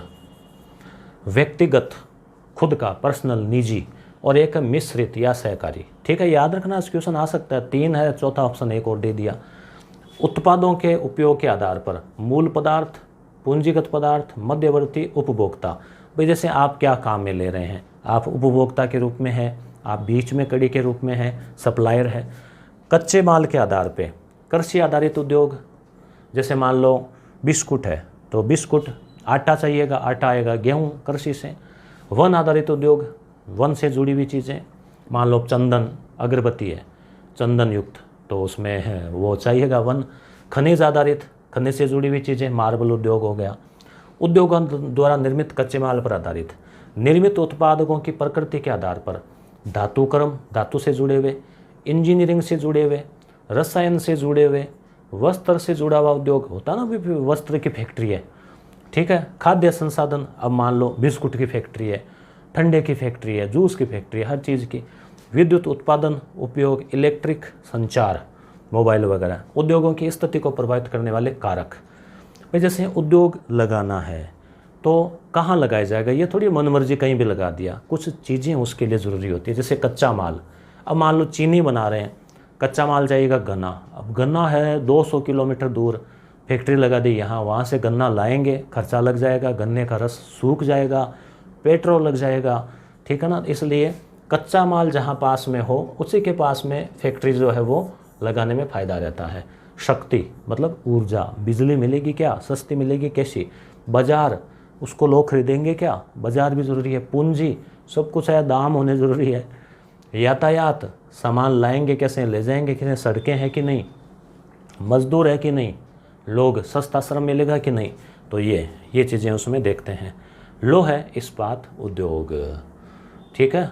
तो ये उद्योग की बेसिक बातें हो गई। अब हम इसके बारे में देखते हैं, लोहे के बारे में। तो देखो लोहे के लिए, लोहे अयस्क चाहिएगा लोहा उद्योग के लिए, कच्चा लोहा। उसके अलावा कोककारी कोयला चाहिएगा लोहे को गर्म करने के लिए। चूना पत्थर की भी ज़रूरत पड़ती है क्योंकि ये भी बड़ी तेज़ी से गर्म होता है ये। उसके अलावा लोहे में मिलाने के लिए मैग्नीज, डोलोमाइट, निकल, वो चाहिएगा। अग्निसह मृत्तिका यानी मिट्टी, ऐसी मिट्टी जो अग्नि को सहन कर सकें, ज़रूरत पड़ती होगी कहीं, तो ये कच्चे माल चाहिएंगे लोहे के लिए। लोहे की आप फैक्ट्री लगाओ ना तो सोच लेना ये चीज़ें आपको पहले चाहिए, ठीक है। पहले रीट वाला दे दो फिर देख लेना। ये सभी कच्चे माल स्थूल यानी भार ह्रास होते हैं, अतः लोह इस्पात उद्योग कच्चे माल स्रोतों के निकट। अब देखो ये भारी भरकम है, इनको ले जाना है तो फिर ट्रक है या कोई और है, उसमें पेट्रोल भी जलेगा, टायर भी घसेंगे, तो महंगा भी पड़ेगा। तो ये नज़दीक होने ज़रूरी है, नहीं तो नहीं कि दूर से ढुलाई जो है ना उसमें लग जाए सारा पैसा। भारत में जैसे छत्तीसगढ़, उत्तरी ओडिशा, झारखंड और पश्चिमी बंगाल, यहाँ पर लोहे के पर्याप्त भंडार है। वहाँ पर कोयला भी है, वहाँ पर मैग्नीज भी है, तो इसलिए वहाँ पर जो एक अर्ध चंद्राकार प्रदेश ये पट्टी है जो कि उच्च कोटि का लोहा अयस्क, अयस्क का मतलब कच्चा लोहा, अच्छी गुणवत्ता वाला कोयला वो भी वहाँ पे मिलता है। इसलिए उसी इलाके में लोहे के उद्योग भी स्थापित किए गए हैं। जैसे एक है TISCO, Tata iron and steel, इस्पात यानी स्टील, हम बोलचाल में स्टील बोलते हैं इसको, कंपनी टिस्को। तो ये मुंबई कोलकाता रेलवे मार्ग के निकट है, मुंबई से कोलकाता जो रेल है वो। दूसरी बात, निर्यात के लिए यहाँ इसके पास में कोलकाता बंदरगाह है, तो कोलकाता बंदरगाह से दूसरे देशों में, जापान आदि देशों में लोहा भेजा जा सके। पानी के लिए इसके पास में सुवर्ण रेखा नदी है और खारकोई है झारखंड के पास। लोहा इसको नोआ मंडी और बादाम पहाड़, बादाम याद आए, राउरकेला बादाम, गुरुजी जैसे था ना वो, उड़गेर है ना, तो उड़ीसा। कोककारी कोयला झरिया और बोकारो से मिल जाता है इसको। तो इस प्रकार से जो टिस्को है उसको कहाँ कहाँ से ये डिस्को कर लेता है, समझ गए। ऐसे हैं इसको, इंडियन आयरन और स्टील, इंडियन आयरन और स्टील कंपनी इसको द्वारा पहला कारखाना हीरापुर में और दूसरा कुल्टी में, कुल्टी लोहे का है, ध्यान रखना, ठीक है। 1937 में इसको के साहचर्य में बंगाल स्टील कॉरपोरेशन की स्थापना की गई, बर्नपुर पश्चिमी बंगाल में, याद रखना। लोहा और इस्पात की दूसरी इकाई स्थापित की गई है। इन तीनों संयंत्रों को कोयला कहाँ से मिलेगा, देखो अब जैसे वही है, अब ये आपको परीक्षा में से नहीं पूछेंगे कि कोयला कहाँ से मिल रहा है बताओ, बिजली कहाँ से मिल रही है, कोई ये तो नहीं फैक्ट्री लगानी है आपको, मगर फिर भी थोड़ा ध्यान में रखें कि जैसे कोयला रिवीजन हो रहा है आपके, रानीगंज झारिया, ठीक है, लोहा सिंहभूम से, जल दामोदर नदी से, ठीक है, कोलकाता से जो रेल मार्ग पर है, विश्वेश्वरैया आयरन स्टील केंद्र, ये भी प्रारंभ में मैसूर लोहा नाम से था, बाबा बुदन पहाड़ियों से लोहा मिल जाता है, चूना पत्थर पास में है ही, कोयला इसको नहीं मिलता, दूर से मंगाना पड़ता है, ठीक है, और जल मिल जाता है पास में भद्रावती नदी से, कर्नाटक में है ना ये भद्रावती। तो यह संयंत्र विशिष्ट इस्पात और एलॉय का उत्पादन करता है। अब ये इंपॉर्टेंट चीज़ है, दूसरी जो पंचवर्षीय योजना थी, सेकंड, देखो पहली पंचवर्षीय योजना 1951 में शुरू हुई, पहली एक है ना, 5 जोड़ 2 56, दूसरी 1956 से लेके 1961 तक चली। इस दरमियान पहली पे ध्यान दिया गया था कि कृषि का विकास करेंगे और दूसरे पे ध्यान दिया कि उद्योग धंधों का विकास करेंगे। तो दूसरी पंचवर्षीय योजना के दौरान जो है भारत में कई बड़े बड़े उद्योग लगाए गए, जैसे ये याद रखना आप इम्पोर्टेंट, राउरकेला, ये ओडिशा के सहयोग से, और इसमें एक राज है, राज क्या राज है, राउरकेला, जय मतलब जर्मनी, जर्मनी के सहयोग से लगाया गया था। भिलाई छत्तीसगढ़ में है, ये भीरू मतलब रूस के सहयोग से लगाया गया था, भी यानी भिलाई, ये ट्रिक याद रखना। दूसरी पंचवर्षीय योजना में है भिंडूरा, ये भी एक ट्रिक है, देखो भिंडूरा मतलब भिलाई, दुर्गापुरा, राउरकेला, ये दूसरी पंचवर्षीय योजना में। दुर्गापुर, ये थोड़ा सा मुझे लगता है धुंधला है पेज, मगर मैं बोल दूंगा तो आप देख लेना इसमें। दुर्गापुर पश्चिमी बंगाल में है और ये सरकारी है, सार्वजनिक सेक्टर के हैं, हिंदुस्तान स्टील लिमिटेड के अधिकार में थे, फिर अब SAIL steel authority India limited के अधिकार में आ गया है। राउरकेला ये उड़ीसा में है, मैं बात कर चुका हूँ, केला खा के उड़ने लगा, ठीक है, ये जर्मनी के सहयोग से, राज ट्रिक याद रखें, राज 1959 में स्थापित किया गया था। कोयला इसको झारिया से मिलता है, लोहा सुंदरगढ़ से मिलता है, जल विद्युत हीराकुंड, हीराकुंड परियोजना महानदी के ऊपर है, याद रखना, और कहाँ पर, उड़ीसा में है ये महानदी, उड़ीसा में। जो हीरो होते हैं महान होते हैं, ऐसे ट्रिक याद रख लेना। जल छोड़ो इसको, भिलाई, भिलाई याद ना, भीरू, ठीक है, रूस के सहयोग से स्थापित किया गया। कहाँ पर है ये, छत्तीसगढ़ में है, ठीक है, 36 का आंकड़ा, ठीक है, भीरू, 36 का आंकड़ा होता है तो आदमी भीरू हो जाता है, डरने लगता है, ट्रिक याद रख लेना, याद रखने के लिए 1959, ये भी 59। द्वितीय पंचवर्षीय योजना, कोयला लोहा कहाँ से मिलता है इसको छोड़ो, ठीक है। उसके बाद में दुर्गापुर, दुर्गापुर पश्चिमी बंगाल में है, ठीक है, पश्चिमी बंगाल, और इसकी ट्रिक है दूब यानी मतलब ब्रिटेन के सहयोग से इसको जो है स्थापित, यूके यूनाइटेड किंगडम या ब्रिटेन एक ही बात है, 1962 में स्थापित किया गया था। 62 में भारत चीन युद्ध हुआ था। रानीगंज झारिया से कोयला, नोआ मंडी से लोहा, दामोदर से जल विद्युत मिल जाता है। बोकारो, बोकारो जो है ये कहाँ पर है, बोकारो जो है वो रूस के सहयोग से स्थापित किया गया 1964 में। और जल विद्युत दामोदर घाटी, ये बोकारो छत्तीसगढ़ में है या झारखंड में, कमेंट करना आप देखें बोकारो कहाँ पर है। चतुर्थ पंचवर्षीय योजना के समय स्थापित, चौथी आ गई तो फिर तीसरी का आए नहीं क्या। दूसरी पंचवर्षीय योजना में भिंडूरा था, उसके बाद में सीधी चौथी का दे रखा है। अच्छा, चतुर्थ पंचवर्षीय योजना के समय जैसे विजाग इस्पात, विजयनगर इस्पात, सेलम तमिलनाडु में है। अब है सूती वस्त्र उद्योग। पहला सूती वस्त्र उद्योग 1854, कहाँ पर, मुंबई में, याद रखना। उसके अलावा भारत में संगठित और असंगठित उद्योग दोनों में ही है ये। वर्तमान में अहमदाबाद भारत का, इसको मैनचेस्टर कहते हैं। उसके अलावा भिवंडी, सोलापुर, कोल्हापुर, इंदौर, नागपुर, उज्जैन, ये सूती वस्त्र के केंद्र है। और राजस्थान में भीलवाड़ा है। अब ये पेज एकदम साफ आ गया है। इसको महाराष्ट्र, गुजरात भी कपास के अग्रणी है, कपास हमने पहले पढ़ा है। पश्चिमी बंगाल आदि है। तमिलनाडु में भी कोयम्बटूर सूती वस्त्र की प्रमुख मिलें हैं। ठीक है, कर्नाटक में ये बल्लारी वगैरह मशहूर है। तेलंगाना में है ये, और उत्तर प्रदेश में कानपुर वगैरह है। पश्चिमी बंगाल में हुगली वगैरह है। चीनी उद्योग की बात करें तो चीनी का देश में जैसे दूसरा महत्वपूर्ण कृषि आधारित उद्योग है। क्यों? क्योंकि गन्ना कृषि है ना, और विश्व में गन्ना और चीनी दोनों में सबसे बड़ा उत्पादक है भारत, ध्यान रखना। विश्व की कुल चीनी का 8 नहीं होगा शायद, 8% है, चलो जो भी है। और ये एक मौसमी उद्योग है और आधुनिक 1903 में प्रारंभ हुआ। बिहार में चीनी मिल, महाराष्ट्र देश में, ये याद रखना, चीनी सबसे ज़्यादा महाराष्ट्र, जबकि गन्ना यूपी है मगर चीनी में महाराष्ट्र है। महाराष्ट्र में 119 चीनी मिलें हैं। और गंगा यमुना दोआब में भी ये कुछ स्थान है। तराई में ये स्थान है। तमिलनाडु में चीनी मिलें कोयम्बटूर वगैरह में है। कर्नाटक में ये है। इतना देखो सब कुछ याद नहीं रहेगा, आप मोटी मोटी चीज़ें ध्यान रख लेना। बिहार में भी है, ठीक है, तो सबसे ज़्यादा याद रख लेना। रसायन उद्योग की बात करें तो इसमें पॉलीमर, कृत्रिम रेशे, ये और ये। मुंबई शेल रसायन उद्योगों का केंद्र है। पटाखों के उद्योग औरैया, जामनगर, हजीरा, ठीक है, कुछ यूपी में भी इसके उद्योग है। रासायनिक और पेट्रोकेमिकल की बात करें तो इसमें 3 संस्थाएं हैं। भारतीय पेट्रो रसायन कॉरपोरेशन लिमिटेड, ये सरकारी है।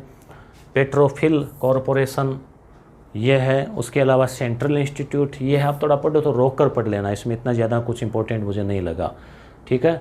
सार्वजनिक क्षेत्र की मतलब सरकारी, ये है। कोटा और बड़ोदरा में एग्रीकल कपड़े बनाए जाते हैं। तो मुख्यतः जो चीज़ें थी वो सूती वस्त्र वगैरह वो था। अब हम देखेंगे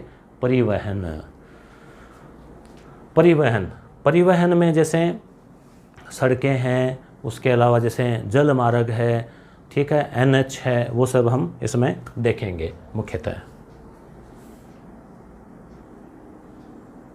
तो देखो परिवहन में एक तो आ जाएगा स्थल परिवहन, स्थल यानी ज़मीन पर। इसमें सड़क सबसे महत्वपूर्ण परिवहन है। सड़क से ही बहुत सारा जो परिवहन होता है। तो भारत का सड़क जाल विश्व का दूसरा सबसे बड़ा सड़क जाल है। इसकी कुल लंबाई है 56 लाख। जबकि पृथ्वी के चारों ओर चक्कर लगाएं तो वो 40,000 किलोमीटर ही है। पृथ्वी की चंद्रमा से जो दूरी है वो 3.5 लाख है। अब आप सोच लो कि चांद के कितने चक्कर हो सकते हैं। राजस्थान की सड़कों को भी अगर जोड़ दिया जाए तो चांद पर पहुंचा जा सकता है। अगली बात हम देखें, सड़कों के द्वारा लगभग 85% यात्री यात्रा करते हैं और 70% यातायात परिवहन किया जाता है। शेरशाह सूरी के समय एक सड़क बनाई गई थी, तो उस समय उसका फेमस नाम था, तो उसको आज भी जैसे जाना जाता है। अब हालांकि उसका तो कई बार पुनर्निर्माण हो गया है मगर नाम वो चल रहा है। कोलकाता से पेशावर को जोड़ने के लिए, पेशावर पाकिस्तान में को कोलकाता से जोड़ने के लिए आज से 400-500 साल पहले। अब ब्रिटिश काल में उसका नाम था ग्रैंड ट्रंक रोड, ठीक है। अब ये NH हो गया है, अमृतसर से कोलकाता, मतलब पंजाब में अमृतसर से कोलकाता। अब इसके 2 भाग बन गए हैं आजकल इस ग्रैंड ट्रंक रोड के, NH1, NH2। NH1 है दिल्ली से अमृतसर, जैसे दिल्ली से अमृतसर। NH2 है दिल्ली से कोलकाता।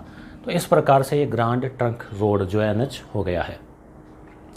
निर्माण और रखरखाव से सड़कों को राष्ट्रीय महामार्ग या नेशनल हाईवे NH, नाम जानते हो ना आप अच्छे से, राज्य महामार्ग SH स्टेट हाईवे, और जिला सड़क और ग्रामीण सड़क, 4 प्रकार इसमें होते हैं, NH, SH, जिला सड़क, ग्रामीण सड़क। अब हम NH की बात करते हैं, नेशनल हाईवे। केंद्र सरकार के द्वारा निर्माण होता है और रक्षा होती है। उपयोग अंतर्राज्यीय परिवहन, एक राज्य से दूसरे राज्य में जाने के लिए, एक दूसरे से तीसरे राज्य में जाने के लिए जो सड़कें हैं वो है NH। ये सामरिक क्षेत्र में भी काम आती है, युद्ध वगैरह, रक्षा में भी काम आती है, सेना के भी काम आती है। राज्यों की राजधानियों को जोड़ती है, ये प्रमुख नगरों को जोड़ती है, महत्वपूर्ण पत्तन यानी बंदरगाहों को जोड़ती है, रेलवे जंक्शन को ये जोड़ती है। ठीक है, इनकी लंबाई पूरे देश की सड़कों की कुल लंबाई की मात्र 2% है। यानी जो नेशनल हाईवे है ना वो 56 लाख का 2% है, मगर यातायात के लिए 40% भार को वहन करते हैं। जो ट्रकों के द्वारा जो माल ले जाया जाता है वो इन्हीं से ज़्यादा जाता है। तो NHAI national highway authority of India, इसका प्रचलन 1995 में हुआ। भूतल परिवहन मंत्रालय के अधीन है ये, स्वायत्त शासी है ये। ठीक है, और इसका काम क्या है, NH की विकास, रखरखाव और गुणवत्ता विकास परियोजना, ये इम्पोर्टेंट है। स्वर्णिम चतुर्भुज परियोजना, जैसे भारत का मैप हम बना लें और अब आप देखिए, जैसे स्वर्णिम चतुर्भुज के अंतर्गत 5000 किलोमीटर लंबाई, 4 लेन और 6 लेन। 6 लेन का मतलब 3 गाड़ियाँ, 1 2 3 गाड़ियाँ आ सकें और 3 गाड़ियाँ 2 3 गाड़ियाँ जा सके। ये एक, ये दूसरी, ये तीसरी, 3 इधर 3 इधर, 6 लेन, उसे कहते हैं 6 लेन। तो ये 4 लेन 6 लेन आदि में 4 विशाल महानगरों, दिल्ली, मुंबई, चेन्नई, कोलकाता, ये चतुर्भुज, स्वर्णिम चतुर्भुज देखो, दिल्ली, मुंबई, चेन्नई, कोलकाता, इनको जोड़ने के लिए जो है, देखो मैं अब जो बना रहा हूँ ये इस प्रकार से चतुर्भुज, इन्हें एक बहुत बड़ी शानदार NH, ये स्वर्णिम चतुर्भुज है। ठीक है, उत्तर दक्षिण गलियारा, ये उत्तर दक्षिण गलियारा जो है, अब पेन चेंज कर लेते हैं, ये ब्राउन कलर में, कश्मीर से कन्याकुमारी, ये उत्तर दक्षिण गलियारा, एक लंबी सड़क। ठीक है, जम्मू कश्मीर से कन्याकुमारी 4000 किमी लंबाई, भारत के उत्तर से दक्षिण 32 सौदा, ये 3214। पूर्व पश्चिम गलियारा, ये है असम के सिलचर से, इसमें जो है ये पेन ले लेते हैं, असम के सिलचर से गुजरात के पोरबंदर तक, तो ये हो गया पूर्व पश्चिम गलियारा, ये उत्तर दक्षिण गलियारा और ये स्वर्णिम चतुर्भुज। 3 चीज़ें आप इसमें याद रखना। ठीक है, राज्य महामार्ग SH स्टेट हाईवे, ये क्या होता है, ये जैसे राज्य के अंदर राज्य सरकारें इसका देखभाल करती है, और जो राज्य की राजधानियों को जिला मुख्यालयों से, जैसे एक ज़िले से दूसरा ज़िला, दूसरे से तीसरा ज़िला, सीकर से जयपुर, जयपुर से भीलवाड़ा, तो उनको ये जोड़ती है। इसके अंतर्गत सड़कों की कुल लंबाई 4% है। जिला सड़कें जिला मुख्यालयों को और अन्य शहरों को जोड़ती है, ग्रामीण सड़कें गाँवों को जोड़ती है। 80% यही है सबसे ज़्यादा। और इसमें वो एक अटल बिहारी वाजपेयी के समय योजना चली थी, वो आप ध्यान में रखना, प्रधानमंत्री PMGSY, प्रधानमंत्री ग्राम सड़क योजना। कब चली थी ये? सन 2000 में। ठीक है, ये भी इम्पोर्टेंट है ईस्वी। अन्य सड़कें जैसे सीमांत सड़कें, बॉर्डर वाली, अंतर्राष्ट्रीय महामार्ग, 1960 में BRO सीमा सड़क संगठन की स्थापना हुई थी। जो बॉर्डर वाला एरिया है ना, भारत पाक, भारत बांग्लादेश, भारत चीन, उसके विकास के लिए सामरिक दृष्टि से यानी युद्ध स्ट्रेटेजी की दृष्टि से इम्पोर्टेंट है और सुधार के लिए भी ज़रूरी है। तो ये हुआ सड़कों का। अब बात करते हैं रेल की। रेल में 3 वर्ग होते हैं, पटरी की चौड़ाई के हिसाब से याद रखना। बड़ी लाइन ब्रॉड गेज, आजकल सभी लाइनें ब्रॉड गेज ही है, उसमें पटरी की चौड़ाई होती है 1.616, मतलब ये एक पटरी, ये दूसरी पटरी, बीच में जो चौड़ाई है वो 1 मीटर और 6.6 यानी लगभग 1.5 से ज़्यादा मीटर। 1 मीटर का मतलब 3 फीट यानी 4.5-5 फीट के आसपास। तो अब ये पटरी अगर 5 फीट है ना, तो ट्रेन 15 फीट चौड़ी हो सकती है, क्योंकि कुछ इधर होगी ट्रेन, कुछ इधर होगी, ठीक है, यानी जितनी इधर है ना उतनी इधर उतनी इधर, इस हिसाब से तो ये ट्रेन की चौड़ाई हो जाती है ऊपर, क्योंकि ट्रेन दोनों तरफ उसको और बढ़ाया जा सकता है ना। मीटर लाइन पहले हुआ करती थी, 1 मीटर चौड़ाई होती है पटरियों की। नैरो गेज जब शुरू में थी, जब चली थी ट्रेनें, उसमें 0.616 या 0.76, तो ये आप ब्रॉड गेज वाली याद रख लेना। और अब तो और भी चौड़ी आ सकती है आने वाले टाइम में। जल परिवहन सबसे सस्ता है, क्यों? क्योंकि इसमें कोई पेट्रोल नहीं लगता, कोई टायर नहीं घिसते, पानी में नाव रखी और सर जल्दी, कैसे नदी जिधर जा रही है उसमें, या हवा का भी सहारा मिल जाता है। और भारी सामान को ले जाने के लिए ईंधन दक्ष और परिस्थिति अनुकूल है ये। एक तो अंतः स्थलीय यानी देश का देश में, और एक महासागरीय, जैसे एक देश से दूसरे देश में हिंद महासागर से अटलांटिक भेजना है वैसे। अंतः स्थलीय में भारत में 14,500 किमी है और 1% योगदान है इसका, ये थोड़ा याद रखना, 1% ही है। नदियाँ हैं, नहरें हैं, कोई खाड़ियाँ हैं। एक केरल में नेहरू ट्रॉफी, ये नौका दौड़ होती है, नौकाओं की दौड़ होती है केरल में। महासागरीय मार्ग, अब भारत की समुद्री सीमा 7,500 किलोमीटर तटीय रेखा सारी मिलाएं तो उस हिसाब से भारत के लिए अच्छा अवसर है ये। भारत में भार के अनुसार 95% और 70% मूल्य के अनुसार महासागरीय व्यापार होता है। जल मार्ग याद रखना, भारत में पहला जल मार्ग है इलाहाबाद से हल्दिया, दूसरा जल मार्ग है राष्ट्रीय जल मार्ग सदिया से धुबरी। इसके ट्रिक याद रख लेना, पहले हल्दी लगाई फिर उसको धोली, तो 1 और 2 तो याद रह गए आपको। तीसरा कोट्टापुरम से कोल्लम, चौथा काकीनाडा से पुडुचेरी, 5वां मताई नदी महानदी आदि। ये ऐसे थोड़े से इनको देख लेना ऐसे ही।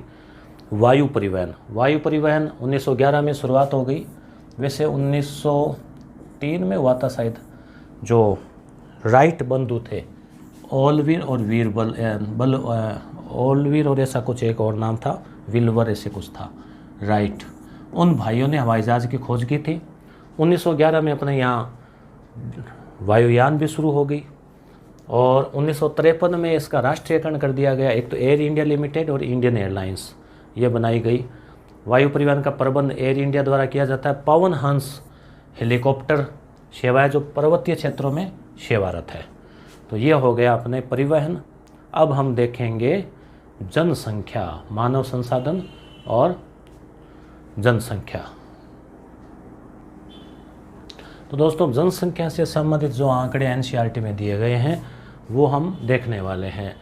तो मार्च 2011 तक भारत की जनसंख्या 12,106 लाख, यानी आप 121 करोड़ याद रख लेना, या 1.21 अरब याद रख लेना, यानी 1 अरब 21 करोड़ जो है वो थी। और विश्व की कुल जनसंख्या का 17.5%, यह आप ज़रूर याद रखना। 121 करोड़ लोग हैं और क्षेत्रफल है 32.8 लाख। और सबसे ज़्यादा जनसंख्या यूपी में है, उत्तर प्रदेश में है, आपको पता है, जो कि 1990 लाख, यानी लगभग 20 करोड़ जो लोग हैं वो, और देश की जनसंख्या का 16%। आप देखो भारत में जो कुल आबादी है 1.25 अरब, उसमें आधी केवल 5 राज्यों में, आधी केवल 5 राज्यों में है, जैसे यूपी हो गया, महाराष्ट्र हो गया, मुंबई रोड है ना, बिहार हो गया, यूपी बिहार, आगे पश्चिमी बंगाल, महाराष्ट्र और आंध्र प्रदेश, ये याद रखना आप। क्षेत्रफल के हिसाब से बड़ा राज्य राजस्थान है, जहां 5.5% जनसंख्या रहती है, यानी लगभग 8 करोड़ के आसपास है। घनत्व के आधार पर, घनत्व का क्या मतलब हुआ, जैसे 1 वर्ग किलोमीटर है इकाई, इधर 1 वर्ग, इसमें कितने लोग रहते हैं औसत, ये हो गया घनत्व।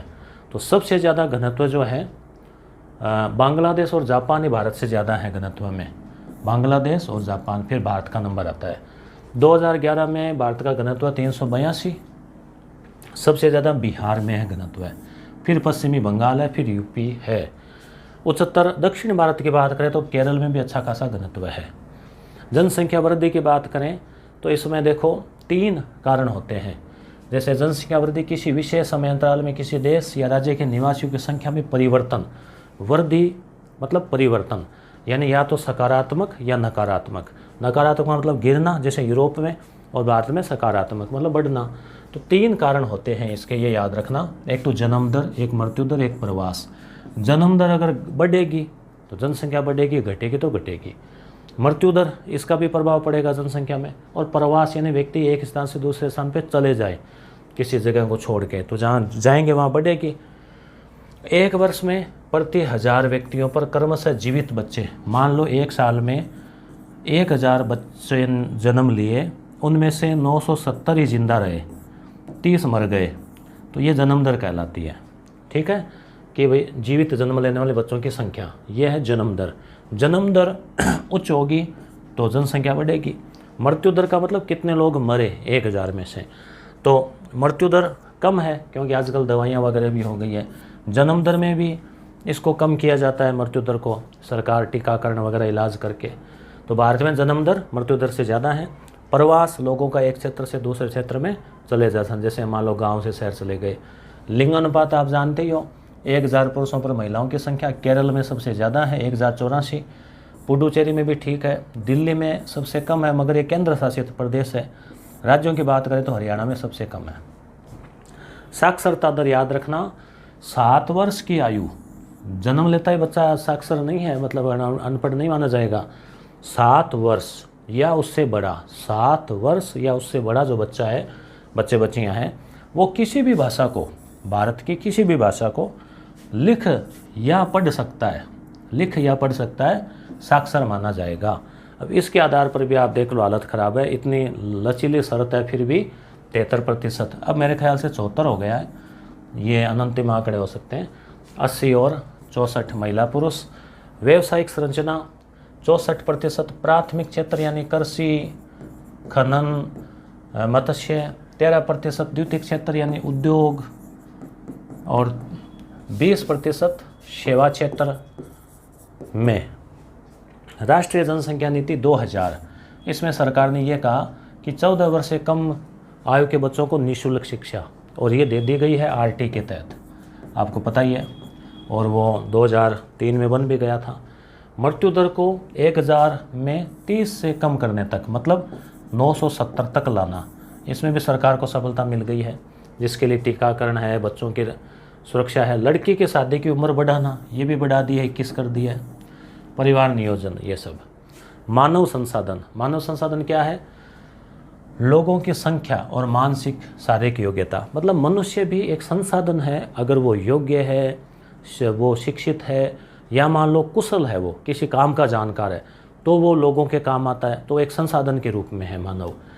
शिक्षा और स्वस्थ लोगों को बहुमूल्य संसाधन बनाने में मदद मिलती है। शिक्षा अगर आपके पास है तो कोई भी मानव, एक तो अनपढ़ है, एक शिक्षित है, तो वो निश्चित रूप से कुछ ना कुछ काम का जानकार होगा। स्वास्थ्य अच्छा है आपका, तो वो व्यक्ति कुछ ना कुछ देश के लिए, समाज के लिए, परिवार के लिए काम करेगा। तो शिक्षा और स्वास्थ्य। अधिक संसाधन के निर्माण में समर्थ होने के लिए लोगों के कौशल में सुधार करना जरूरी है। अगर किसी भी व्यक्ति के अंदर स्किल है, कुछ भी वो काम कर सकता है, चाहे कंप्यूटर का हो, सिलाई का हो, बुनाई का हो, कुछ भी हो, स्किल है, तो वह फिर समाज के काम आ सकता है।